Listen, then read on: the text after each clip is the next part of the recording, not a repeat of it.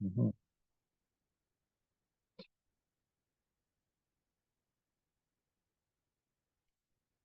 Hello, I am Yonghan Lee, and I will be presenting on the Tree of Thought and Llama papers.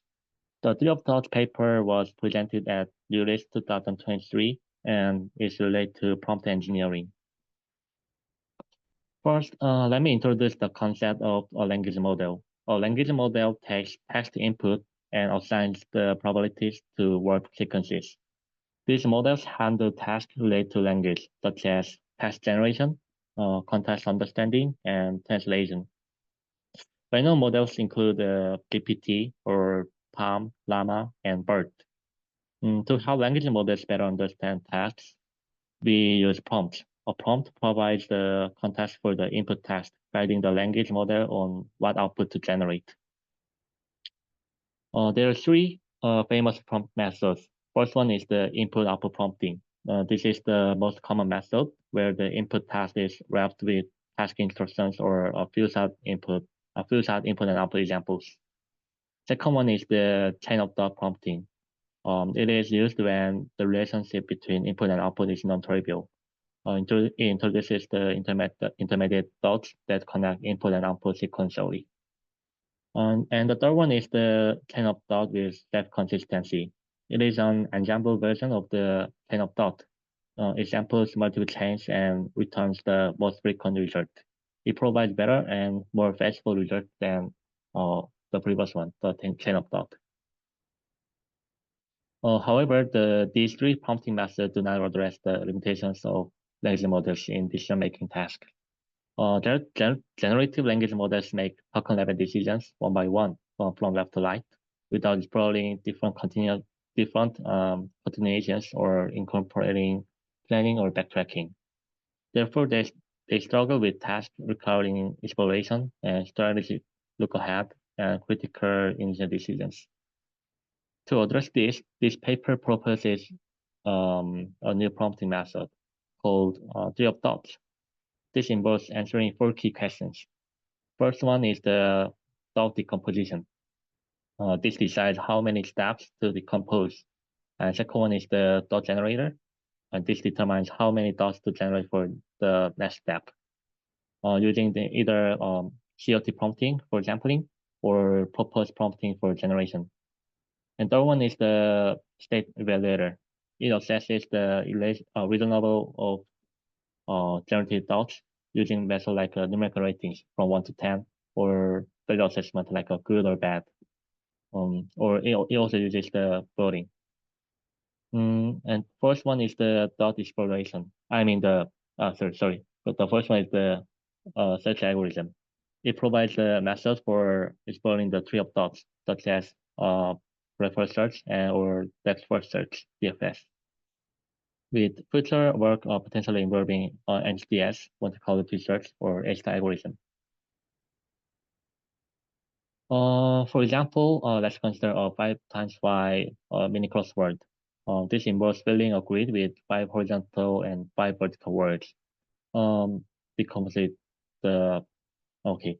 So the paper uses the proposed prompting, showing this slide. And it it uses the prompting to generate thoughts for this task, and it suggests the word with certainty values like a certain, high, medium, or low. Responses are aggregated, and DFS is used to find all 10 words with the 10 steps. Okay, next, let me introduce the Llama.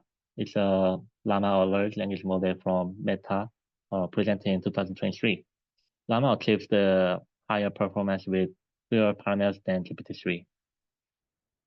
Before Llama, improvements in large language models were mainly achieved by increasing model size, as seen with zero-time learning in GPT-2.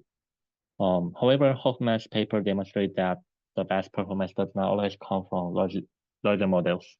Llama aimed to achieve better performance with smaller models, reducing cost and inference time, which is crucial for practical deployment.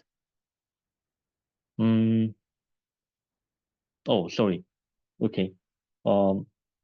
Okay, here. So Llama aims to achieve the better performance with smaller models, reducing the cost and inference time, which is crucial for practical deployment. So experiments show that Llama 13B outperformed the GPT-3 with 10 times fewer parameters.